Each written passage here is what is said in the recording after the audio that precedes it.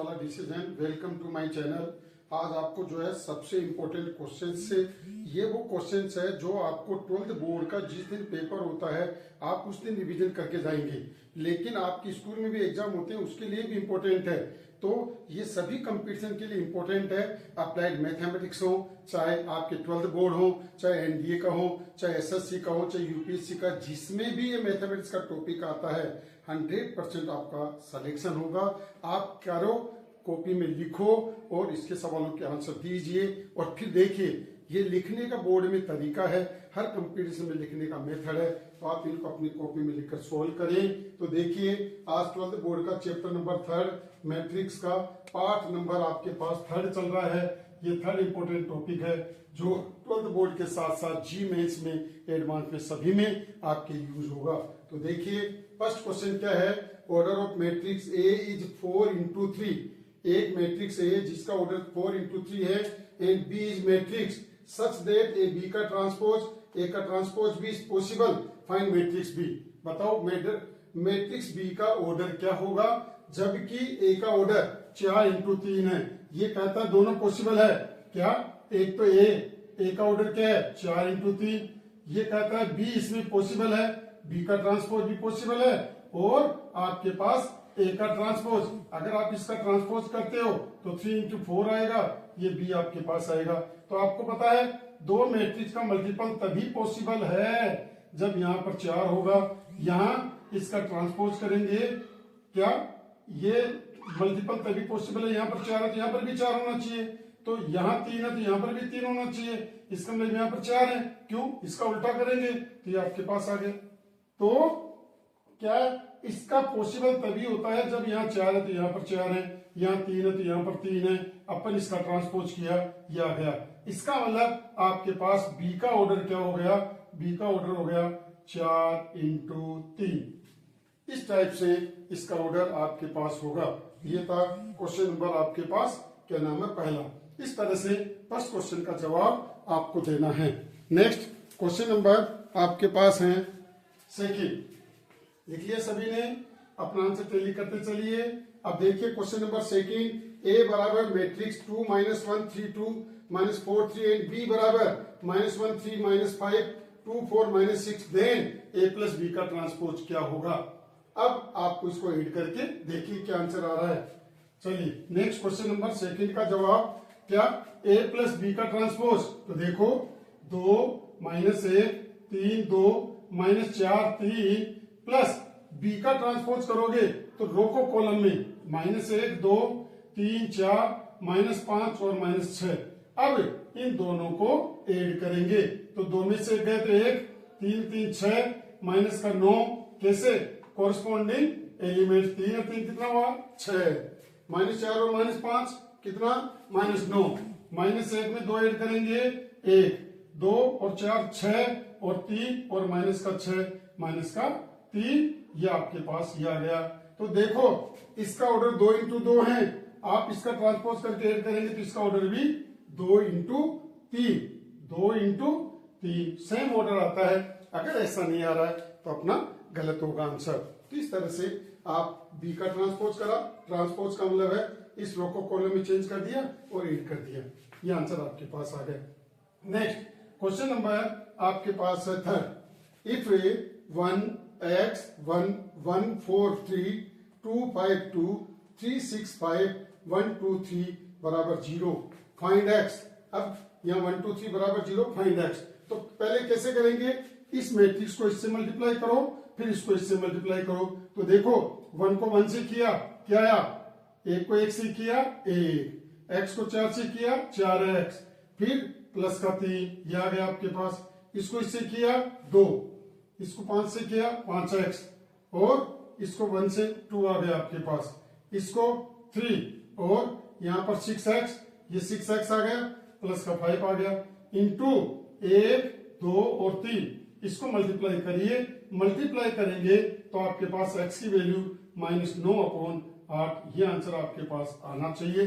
करी लो मल्टीप्लाई, चलो करिए मल्टीप्लाई, क्या आ गया आपके पास 3 और 1 4, 4 + 4x क्या 4 + 5x कितना आया 8 + 6x, इंटू में 1 और 3 इन दोनों को मल्टीप्लाई करिए तो देखो इसको 4 से किया, 4 एकम 4 प्लस का 4x प्लस 2, 4 दूना 8, क्यों एक रो कॉलम एक साथ ऐड होगी, 4 दूना 8 प्लस 10x प्लस 8 के 24 और प्लस 36 18x। ये बात आपके पास आ गई। अब क्या करिए 9, 10 से 4 14, 14 18, 14 18 कितने हो गए 8, 10 से 4 14, 14 18 कितने हो गए 32, 32x प्लस 24 8 32, 32 से 4 36 प्लस 36 बराबर 0। तो 32x बराबर -36, तो x बराबर -36 अपॉन 32, 9 चौका 36, 8 चौक 32 माइनस का 9 उठे 8 इसका आंसर होगा। तो इस तरह से ये क्वेश्चन कभी 2 नंबर में आता है, कभी 3 नंबर में आता है और कभी ऑप्शन के अंदर आता है। तो ये सवाल सभी तरह से अपने को तैयार रखने हैं, लिखने का प्रोसेस ये रहेगा। ये था क्वेश्चन नंबर 3। नोट कर लिया राकेश,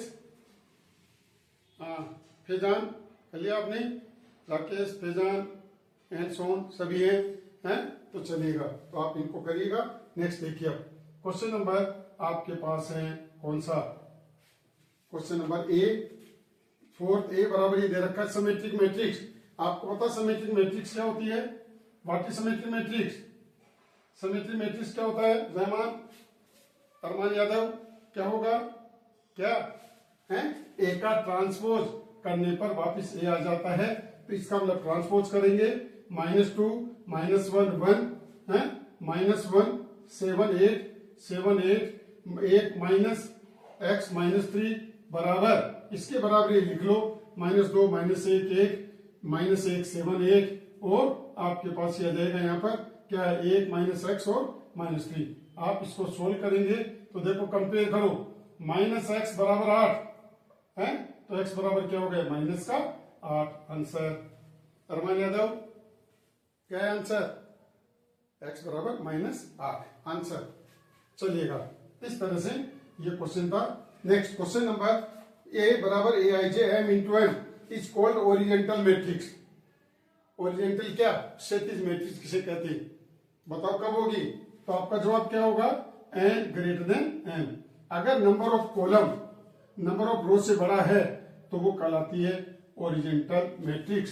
ध्यान रखना सबसे इंपॉर्टेंट बात है, इस बातों का कोई ध्यान नहीं रखता, भूल जाते हैं, ये सोचते आते हैं।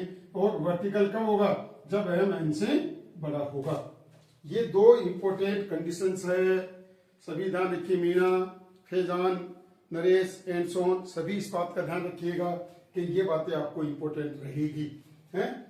नेक्स्ट क्वेश्चन नंबर 6 है a बराबर aij 4 into 4 is diagonal matrix, then write total number of zero.